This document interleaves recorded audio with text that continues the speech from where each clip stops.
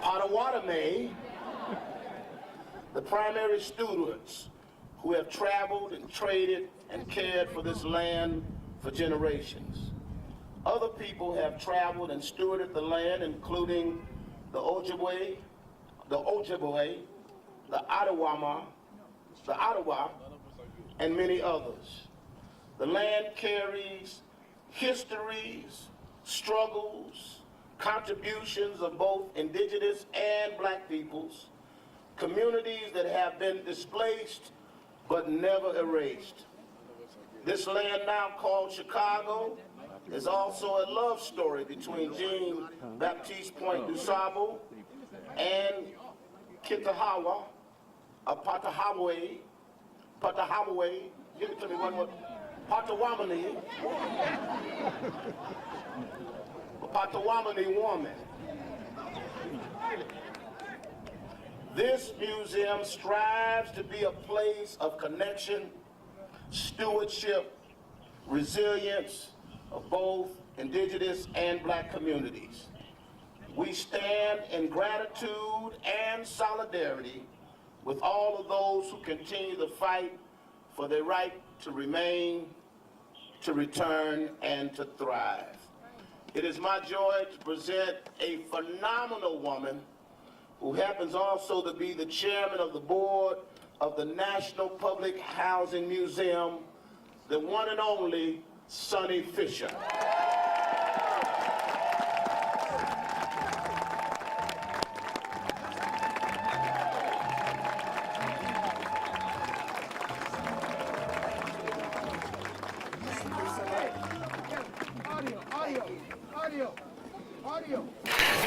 I appreciate you, Reverend Hatch, more than I can say. And how wonderful to see all your beautiful faces today. Reverend Hatch, it was a wonderful coincidence that you drove past 1322 West Taylor all those years ago, 18 years ago. As I was joking, this kid is going to college now. Right? Just as I was coming out of the door of that building, you stopped the car and you told me that you had lived in Jane Addams as a boy and asked me if 1322 was going to be saved because many of the buildings around here had already been demolished. I told you our plans for a museum. And then you came with me and we toured the original building together with your son. And hearing your story, I knew that this was a momentous meeting. Thank you and your family for sharing your histories with us. And welcome to all of you who are here. Thank you for coming to help us celebrate today. So many people have asked me how I feel today. Here today, Public Housing Museum. It doesn't quite do justice to my feelings. But what I think about most, besides the many obstacles and the long road to this day, is the people. It's the talented, skilled, patient, generous, and smart people who were part of opening these doors. How moved we are by the congratulations and the good wishes that the National Public Housing Museum is in its own home. And these days, let me go back for a minute. I mean, the happiness that people feel for us is just so moving to us that they just seem so delighted that this is really happening. And it flies in the face of all the skepticism that we had to deal with in the beginning. In these times especially, right, we are the good news. Commissioner DeVera Beverly, a longtime resident leader at Avila Homes, was the inspiration and the mother of this idea. Sadly, she passed away in 2013, and how I wish she could be standing next to me here today to see her dream come true. But Commissioner Beverly's son, Kenny, is in the audience. Kenny, where are you? Kenny? Did Kenny come? I think so. Oh, okay. Well, the residents saw their homes being demolished during the plan for transformation. Without the museums, their histories were at risk of disappearing too. And it was Kenny's mother Ms. Devera Beverly, who gave us the important part of our mission when she said, "We want to leave something so that our children and our grandchildren will know that we were here, that we existed as a community." There are others who we wish could have lived long enough to be here today. Annie Stubenfield and Saul Himmelstein are early board members. Charles Leeks, a past museum executive director. Lucy Ascoli, Doris Conant, Richard Treehouse, incredible and early friends and supporters.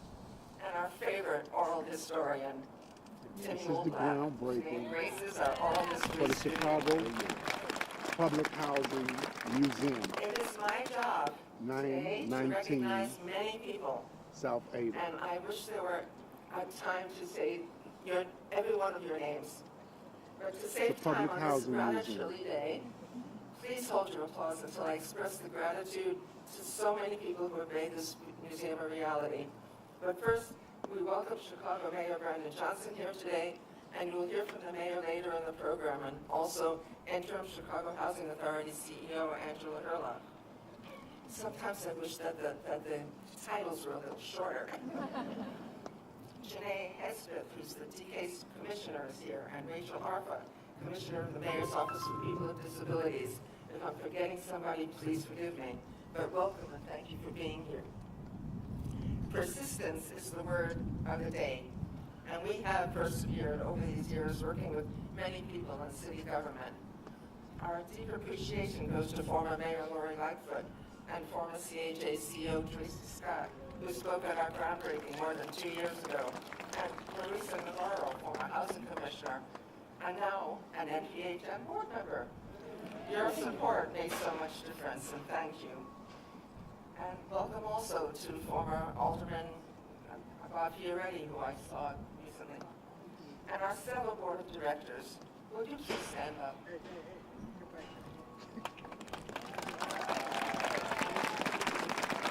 And all past board members, will you please stand up? All past board members, please join the current board. They worked so hard. Thank you. We're also graced with the presence of past executive directors of the museum. Our amazing founding director, Keith McGee, is here. He helped instill interest and dedication to this museum. He's here all the way from London, England. He's probably been quite a trip. There's Todd Palmer here. Todd worked with us for the museum for several formative years before becoming ED. Will all the past staff stand and wave? And know a bunch of you are still here. Terrific. So good to see you here. And to the current staff, you have worked without stopping for so long to bring us to this movement. And if you're not too tired, will you stand up too? That's great. What an amazing job you've done. I can't wait till all of you get into the building and see it. You will hear from this person later, and though she told me not to, I must pay tribute to Lisa Lee.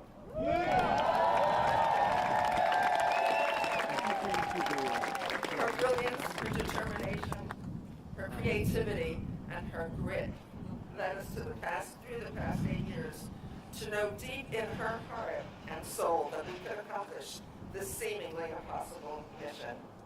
Now you can applaud again. Before I leave the podium, I just want to end by reminding us that the National Public Housing Museum is a museum of a site of conscience.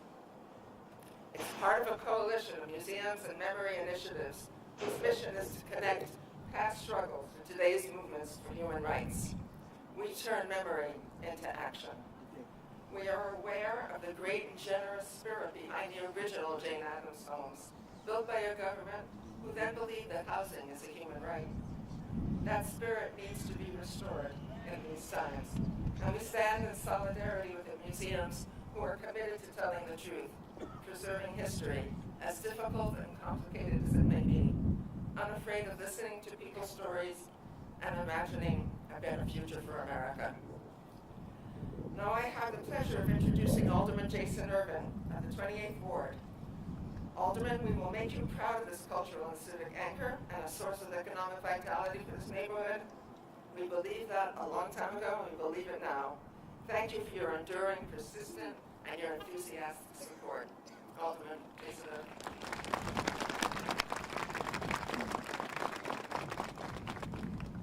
Good morning. And for those of you who all don't know, welcome to the west side of Chicago.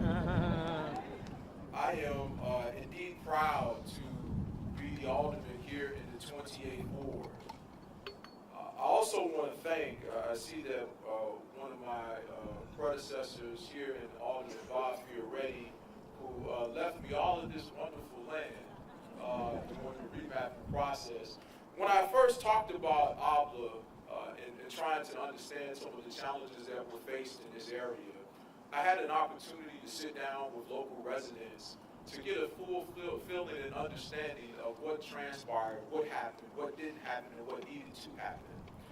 This museum and this land is part of that history, part of what we need to see to fulfill the dreams of those that were left behind.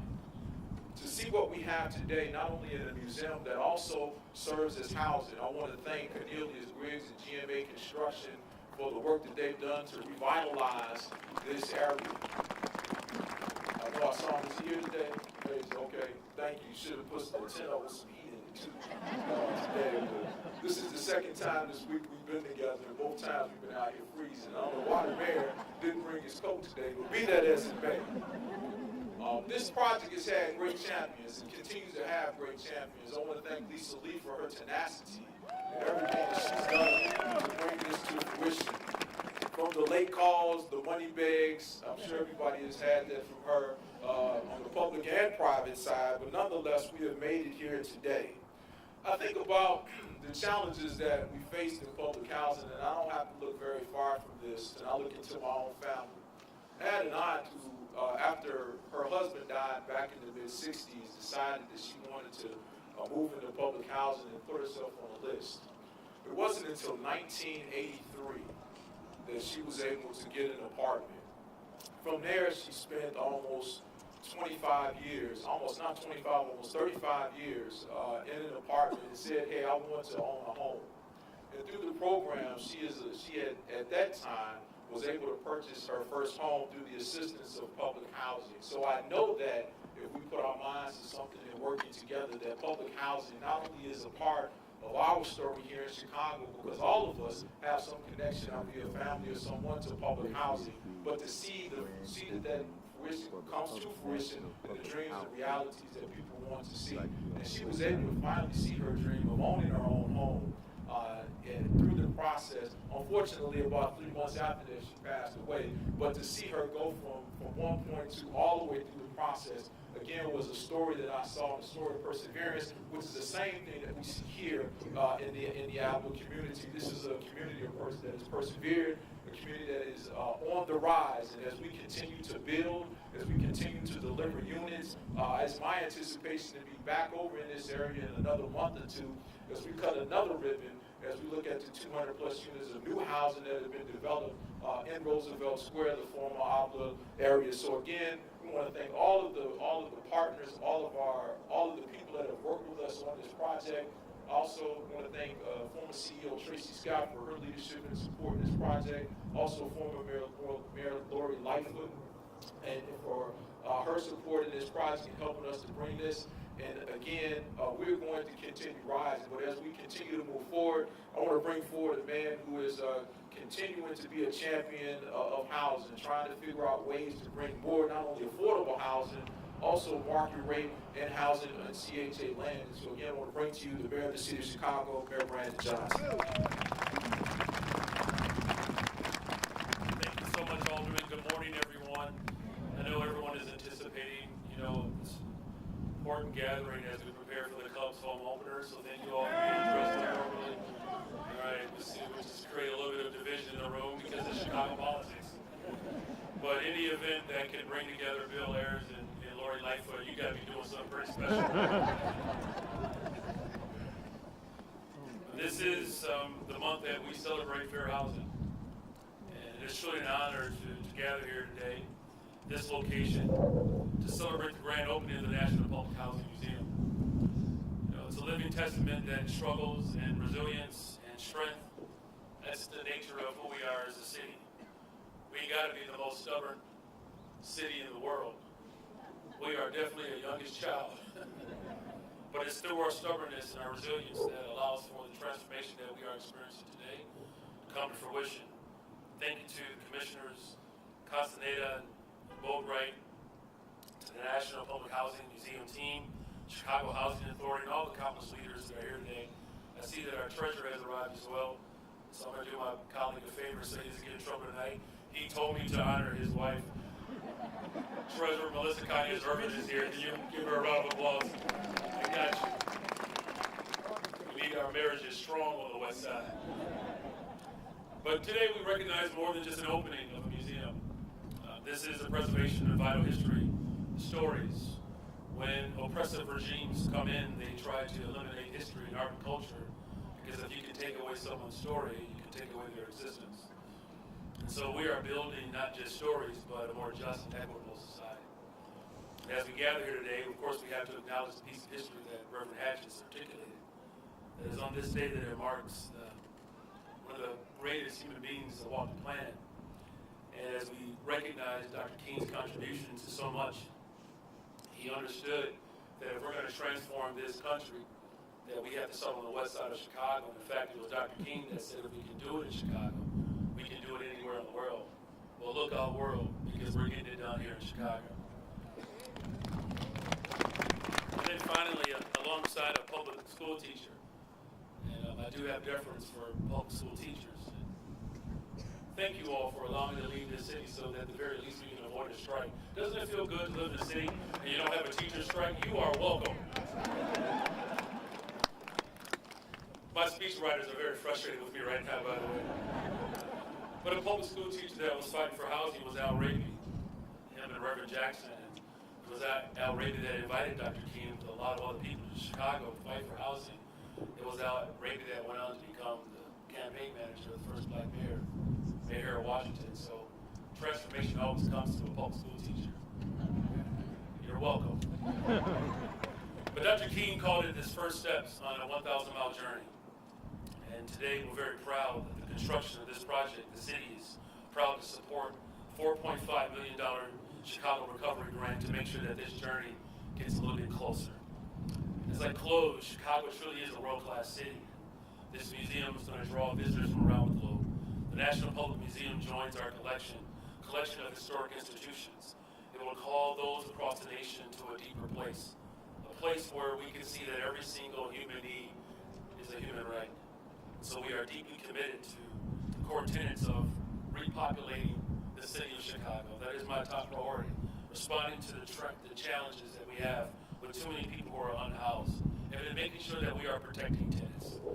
This week we announced our Build Better Together operation, where we're building homes downtown and making them affordable. The Auburn Gresham apartments that opened up 58 units. I can go on and on. The fact of the matter is that we are transforming the lives of black and brown folks across the city and working people. And that's what this city is about. And a person who has been a part of that effort, who has sung with Sam Cooke and Lou Rawls, it is my honor to present and to introduce you all to the distinct pleasure of introducing Miss Mary Baldwin. Mary?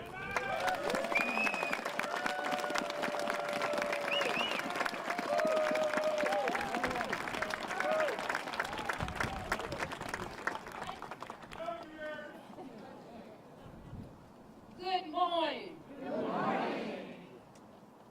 I'm only supposed to get up here and sing. I have 3 minutes. I'm going to take 1 minute to say something.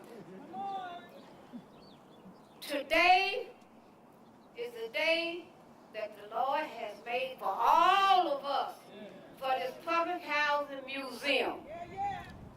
Along with my late sister, DeVera Beverly, I am one of the founders with DeVera Beverly of this museum.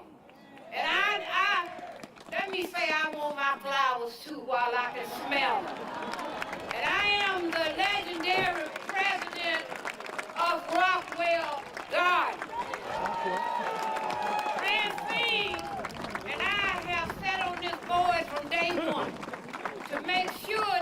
museum got built. So if you want the history, you see me, see Lisa and Sonny, to find out how you can get in touch with me and Reverend Hatch to find out about how we got together and started this museum. Now I'm finna sing. And I'm dedicating this song to my late sister, Devera Beverly. It's cold out here, so I'm gonna try to sing high. If I can't, y'all pray for me. I was born by the river. Go ahead. In a little old tent. Oh, it's just like a river I've been running ever since. It's been a long time coming, but I know a change has come. Oh, yes it has. Said I go to the movies and I go downtown. My friends all telling me, Mary, don't hang around. It's been a long time coming that I know a change has come. I go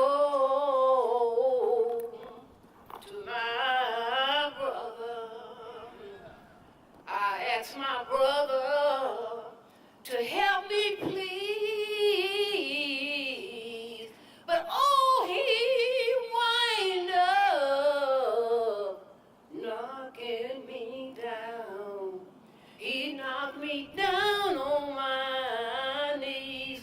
There have been times when I thought I wouldn't last long, but now I thank God I'm able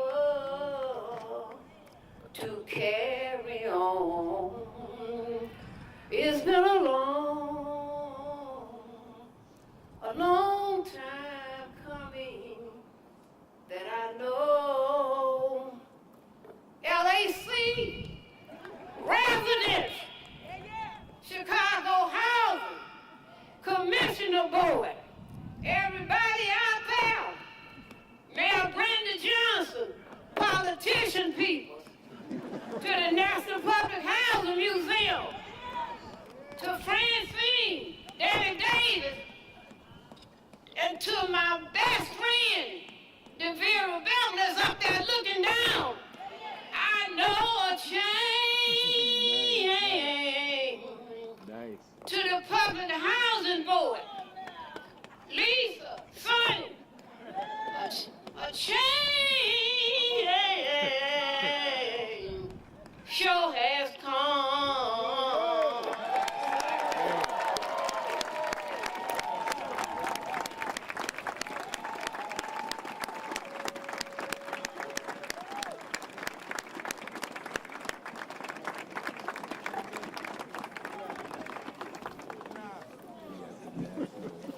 Next up, we're going to have Housing Commissioner Lynette Castaneda.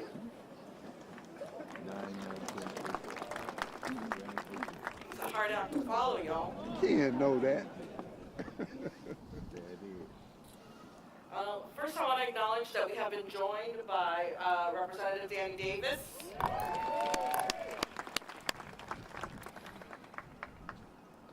It is an incredible honor to stand with all of you here to celebrate the opening of the National Public Housing Museum. Ms. Baldwin did an amazing job with this beautiful performance of A Change Is Gonna Come by Sam Cooke. That song was born out of the struggles of the civil rights movement and became an anthem of hope, resilience, and belief. Now, decades later, those same words resonate more than ever.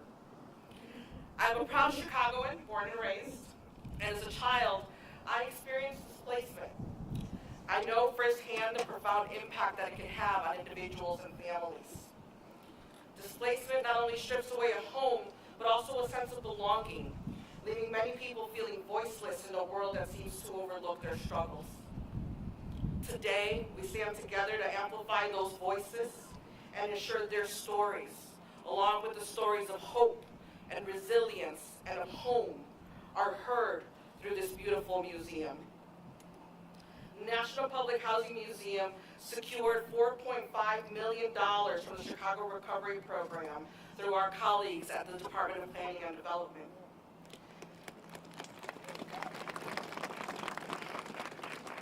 This museum has been decades in the making, built with contributions from residents, civic leaders, historians, and preservationists.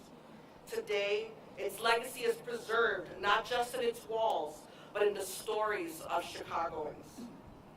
We are proud of the progress we've made, and today I want to highlight not only the preservation of this museum, but also our ongoing investment in this neighborhood. In addition to this educational monument, DOH will be adding 15 public housing and affordable rental units and building a new mixed-income construction nearby, ensuring that this area continues to evolve as a beacon of hope and opportunity. Yes, please. Thank you. All of this work is aligned with Mayor Brandon Johnson's Build Back Together initiative. Under Mayor Johnson's leadership, the Department of Housing is working to streamline the development of affordable housing across Chicago. At the Department of Housing, our mission is clear: to expand access and choice for all residents and protect their right to safe and affordable and healthy homes. As we look to the future, we understand that the fight for affordable, safe housing is far from over. And we must always remember these three things. 1, housing is a fundamental human right for all. 2, providing dignified housing is a cornerstone of a thriving community. And 3, and I'm stealing this from the mayor, Chicago is the best frickin' city in the world. Through the work of diligent Chicagoans across our city, this museum is possible. National Public Housing Museum is not just a place to reflect on history, it is a call to action. It challenges us to think critically about the future of public housing and inspires visitors to become agents of change. Right now, I challenge all of you to take a moment. Look around at this remarkable space and reflect on what we can accomplish when we work together with a shared commitment to affordable housing. The possibilities are endless when we work as one. I look forward to continuing our work with the museum, its visitors, and the community to address the housing challenges we face and build a brighter future for all Chicagoans. Now, please join me in welcoming Interim CEO of CHA, Angela Herlock.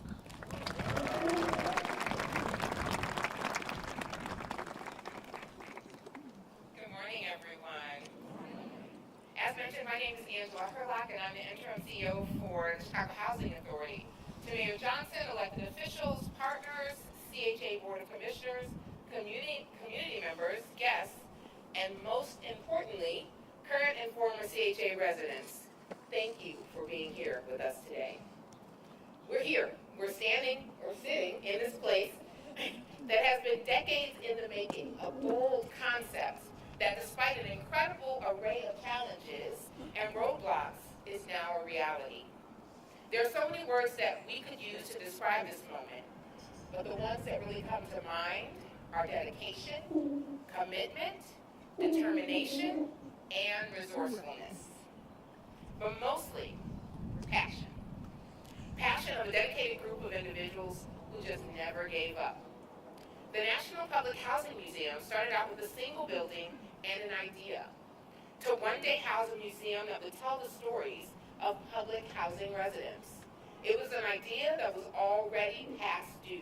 But of course, we never dreamed it would take this long.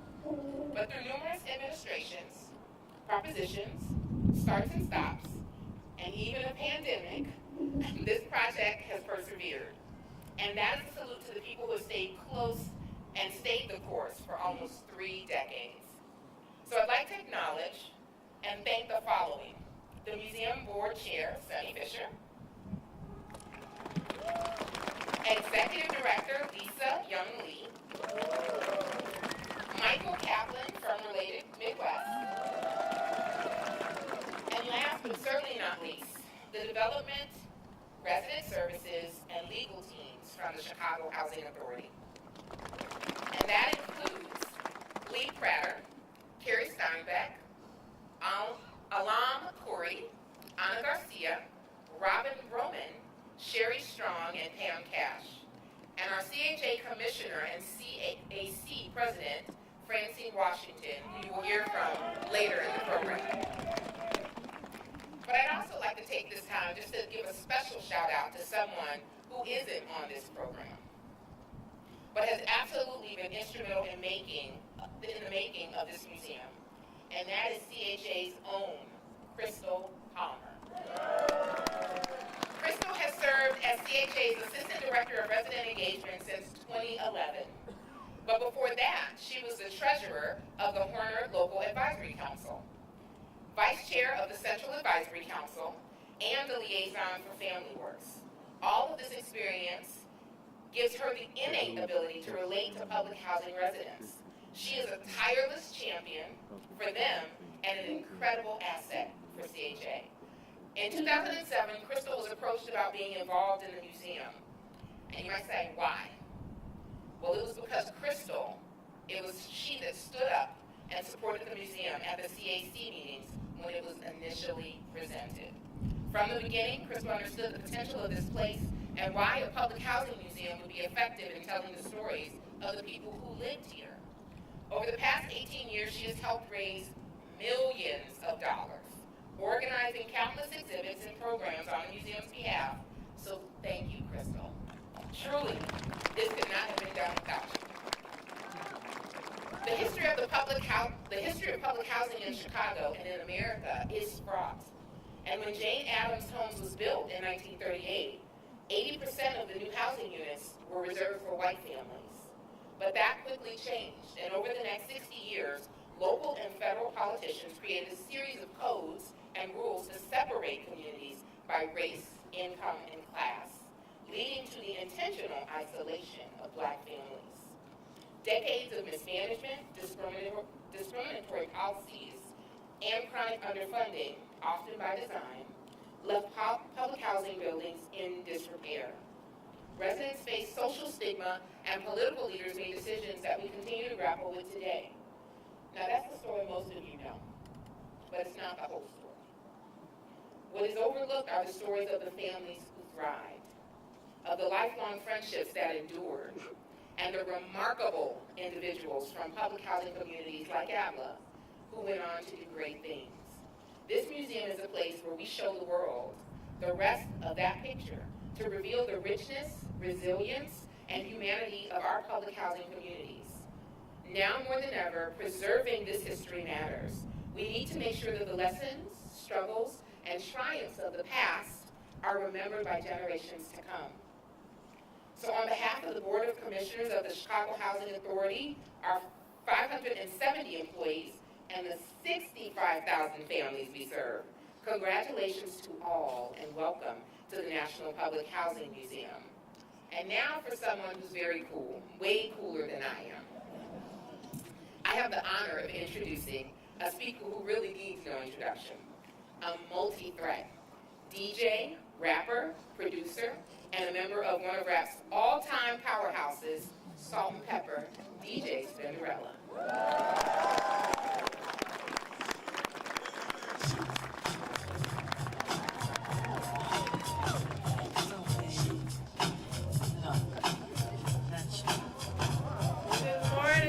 Good morning, everybody. I'm not going to perform. I think Mary did a great job. She got that. I am a product of public housing, born and raised in public housing. So I am here because I'm so moved, y'all. This is really exciting. The rec room that I curated and this whole museum pays deep respect to my dad, the first DJ I knew.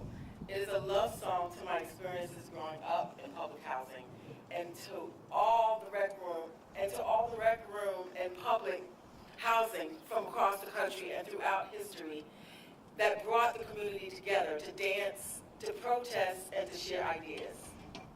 The music we listened to and created there was a source of comfort in good and difficult times.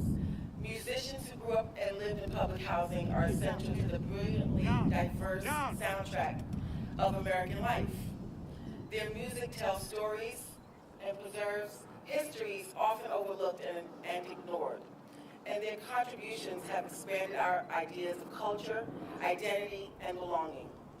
From Brooklyn to Los Angeles, Houston, Chicago, Minneapolis, to Memphis, residents of public housing remember how neighbors such as myself, Roxanne Shante, Mary J. Blige, Barbara Streisand, Kenny Rogers, Jay-Z, Nas, Rihanna, and many more. I can go on. Used music across genres to fill in the sounds of love, struggle, and unity that made public housing a home. I'm thrilled to share this space with you all and the world. Thank you to the National Public Housing Museum and all the musicians from public housing for their art and their stories. Thank you to the board, the visionaries, Sonny, Lisa, the mayor, the alderman, Mary, Angela, everybody behind me, and those that made this happen. I would like to now welcome the elected president of the Central Advisory Committee to the podium, Ms. Francine Washington.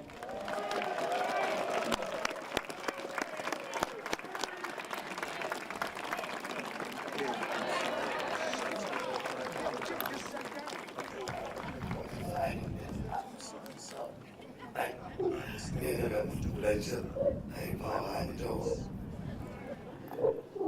All right. You know it's cold out here, but you know what? I am hot. This is a great day. I am so elated. Everybody's here talking about public housing and the National Museum. They wasn't there, they don't know.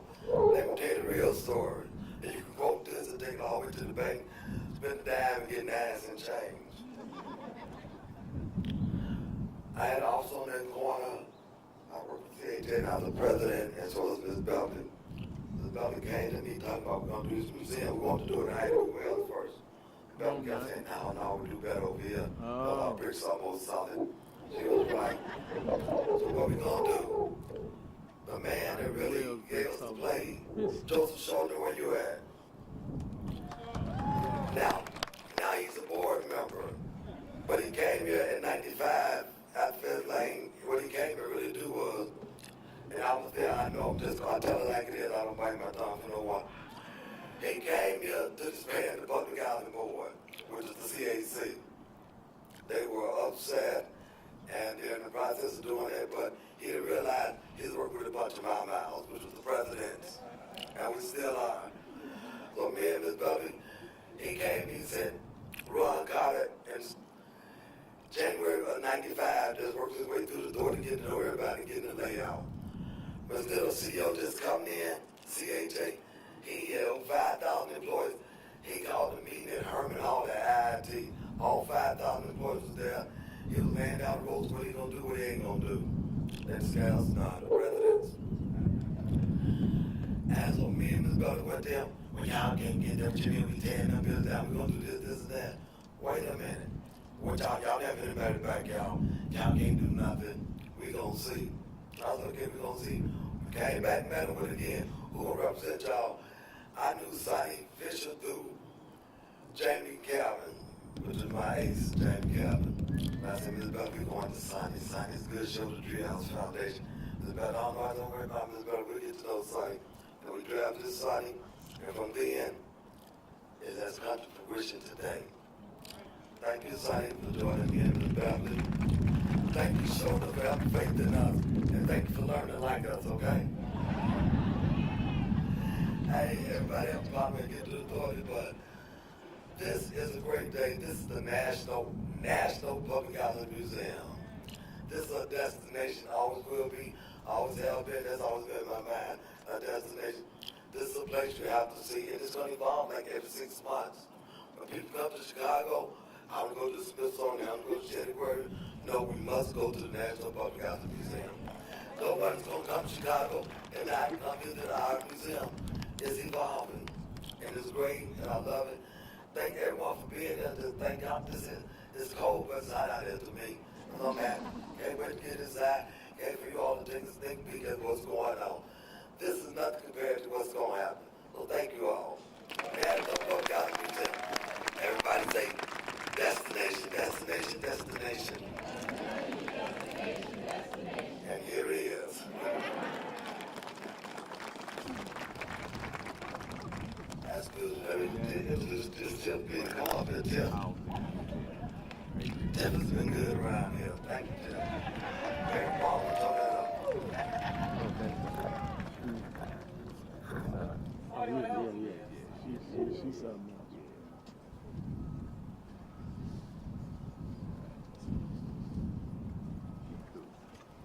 She always the same. Yeah.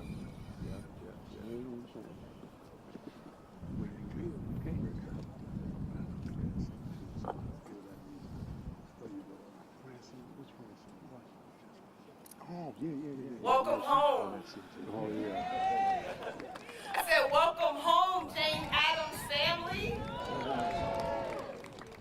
I said, welcome home to Miss Beverly's legacy.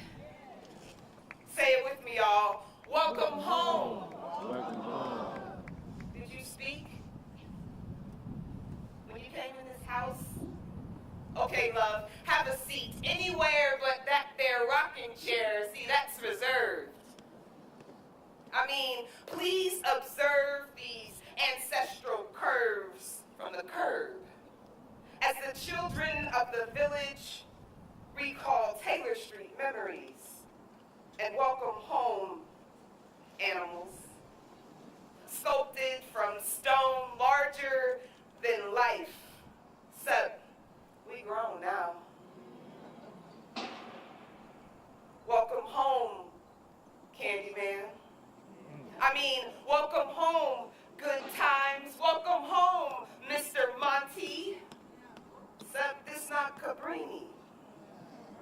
Yet, we still posted and stamped like, welcome home, Miss Marion. And welcome home to her daughter, Miss Commissioner. Welcome home, Salishan Projects, where my mama from, except it's not Tacoma. Yet, something smells familiar. Like, welcome home, Altgeld aroma. I mean, welcome home, Miss Hazel's heritage. Welcome home, mothers of Maypole, from the Hornet's Nest to West Haven, from the Robert Taylors to Rockwell to the Wells and everybody else. Well, welcome home. To those of us who lived in a house with stairs and a porch rough enough to give our barefoot mother splinters, though low enough to hear her calling us in for dinner when streetlights, fireworks, and triggers flicker. Welcome home to history lessons and case studies written while sitting on Granny's sofa fabric wrapped in plastic, feeling at home again. From Trumbull to Lathrop, Stateway to Section 8, welcome home to those who still wait for quality housing, to those who carry the weight of the torch like a candle, lighting the path through resilient hues. Welcome. This is your home too.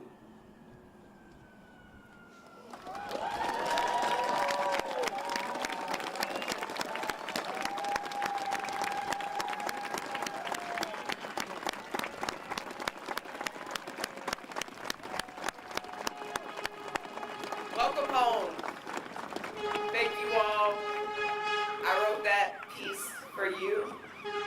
you, but I would not have written it. I would not be here if it wasn't for this person I'm about to introduce, who not only hired me as associate director, but as the resident poet of the National Public Housing Museum, because poetry is important. We need poetry to survive. And like the late Audre Lorde taught us, poetry is not a luxury, like housing is not a luxury, it's a right. Everyone, please, on your feet, one more time for Dr. Lisa Yun Lee.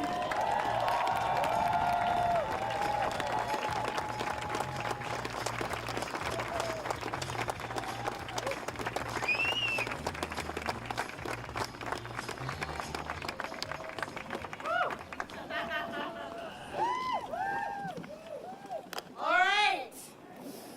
For the record, I never doubted that we would open this museum. Maybe occasionally. But anyway, everything worthwhile is done with other people. Public housing history teaches us about the value of family and of chosen family, extended political family and community. Those who support us and offer solidarity through good times and bad. I'm so grateful for the passionate commitment, resilience, and steadfast belief of our diverse board, 1/3 of whom have lived experience of public housing. And of course, this includes the force of nature, Fanny Fisher. When you listen to the oral histories in our archive, residents from Inez Turovitz to Jenny Hatch share a similar refrain. We were poor, but we didn't know it. At the National Public Housing Museum, even when we didn't have a home and didn't have money in the bank, we always presented breathtakingly beautiful exhibits and wildly ambitious and innovative programs.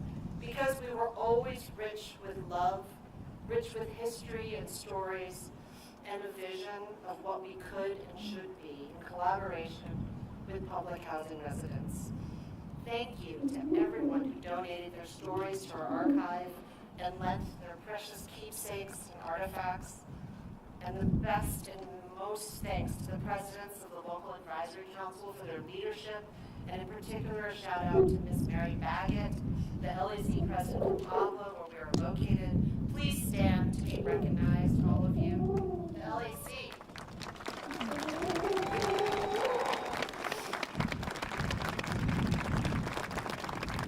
We were able to sustain our work because of the unwavering support of so many donors. The Capital Campaign Committee, led by Dennis Pierce, Kalia Ali, and Sunny, and the many residents who passed the can at summer reunion picnics, to LISC Chicago, the Chicago Community Loan Fund, the City of Chicago